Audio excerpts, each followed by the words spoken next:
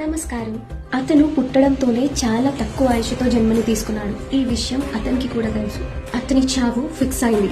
కానీ ఆయన భయపడలేదు, పోరాడలేదు కూడా. ఎందుకంటే అతను తెలుసుకున్నాడు ఈ లోకంలో ఒక్కటే శాశ్వతమని. అదేంటి అంటే ఆ పరమశివుడు, ఆయన మీద ఉన్న భక్తి. ప్రతిరోజు అతని శ్వాసలాగా ఆ పరమశివుణ్ణి తలుచుకునేవాడు. శివలింగం ముందు నిలబడ్డం కాదు, ఏకంగా తన ప్రాణమి ఆయన మీద పెట్టి శివనామాన్ని జపించేవాడు. అది అతని 16వ పుట్టినరోజు. సమయం పూర్తయింది. నిశ్శబ్దంగా ఒక శక్తి ఆయన దగ్గరికి రావడం మొదలైంది. అదే యమధర్మరాజు. తన పాసాన్ని అతని మీదకు విసిరాడు, తన ప్రాణాలు లాగేసుకోవడానికి. కానీ అతను భయపడలేదు. తన ముందున్న శివలింగాన్ని గట్టిగా హత్తుకున్నాడు. ఆ క్షణం ఆ శివలింగం రెండుగా చీలిపోయింది. అందులో నుండి పరమశివుడు ప్రత్యక్షమయ్యాడు. కళ్ళల్లో అగ్నిజ్వాల, రౌద్ర రూపంతో ఉన్నారు. అక్కడే యమధర్మరాజుని ఆపేసి, నా భక్తుడిపై నీకు హక్కు లేదన్నారు. ఇప్పుడు ఆ పరమశివుడు యముడితో ఇలా అన్నాడు, ఇతనికి చావు లేదు. ఇతని భక్తి కాలాన్ని దాటేసింది కనుక చిరంజీవి అయ్యాడు.